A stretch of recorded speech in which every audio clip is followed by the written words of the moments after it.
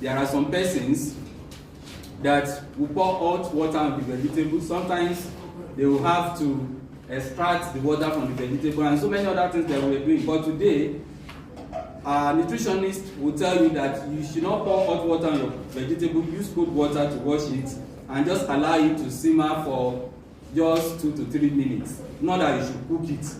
So all these things, they are changing, they are dynamic, and this will continue over our time, and that is what we have in this slide. Components of culture.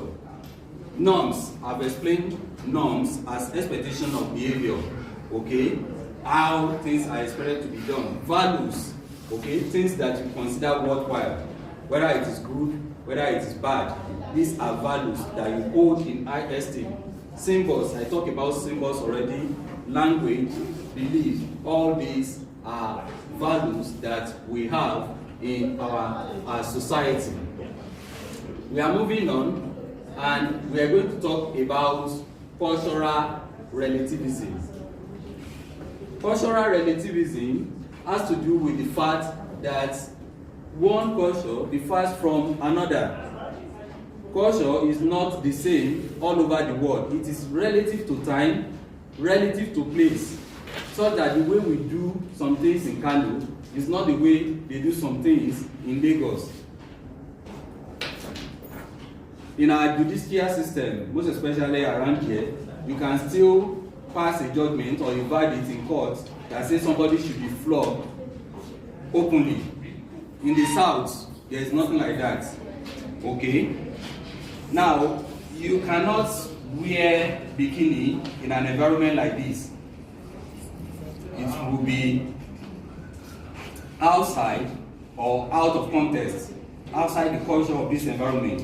But when you find yourself in a beach area, nobody will frown at anybody that appears in bikini because they are in an environment where that can be used. So that's why we are saying it is relative to time. Time, maybe 10 years ago they were doing it like that, but today you can no longer do it like that. Relative to place, you are in the classroom, not at the beach, okay? And so on and so forth. So we should understand. And the fact that maybe you are eating cow in your ethnic group and in another ethnic group they are eating grasshopper does not mean that your culture is superior to that culture. That is another thing about relativism of culture, that it is relative. The one you are doing in yours is good for you, and the one they are doing in their own culture is good for them. And if you were born in that culture, believe me, you too, you'll be eating grasshopper. So you are only eating beef just because you live in an environment where that is the order. Then we have cultural shock, and that's the feeling or this belief that you experience or that you feel when you come in contact with something that is strange. Like the issue of grasshopper that I talk about. Like seeing somebody with a bowl filled with grasshopper and the person is just enjoying it. Be like, eh? Okay, just like an electric shock, like, can you eat this? As a Muslim, you are not expected to eat pig. And then it is delicious to some persons. Pork, it is the best. And then there are some other persons that are eating dog. Okay, that's dog meat. And horse. Oh, don't you eat horse here? No. How about donkey? No. You don't eat donkey. You don't eat horse. How about camel? Yes. Okay, so what's the difference between horse and camel?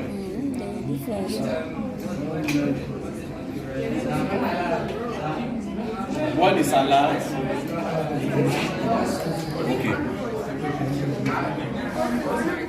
Okay, so we have cultural shock.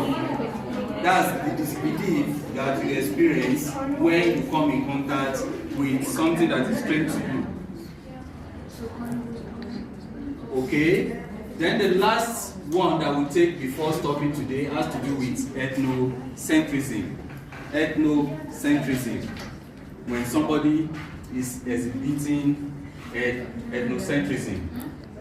okay, that person believes or assumes that his ethnic group is superior to those other ethnic groups. That your ethnic group is better than other ethnic groups, that your ethnic group is superior to other ethnic groups. You are ethnocentric. Everything is just about your ethnic group. The best in this, the best in that, blah, blah, blah, blah, blah. And the next one there is the opposite of this, xenocentrism. When you have preference for the culture of other ethnic groups. Let's say you are Yoruba, you don't like Yoruba things, like you prefer Hausa things, that's, you are exhibiting xenocentrism, preference for other ethnic groups. And it's the opposite of ethnocentrism, which has to do with you believing that your ethnic group is better or superior to other ethnic groups. And that is that about our discussion today. If you have any question now, I'm willing to take your question. Thank you.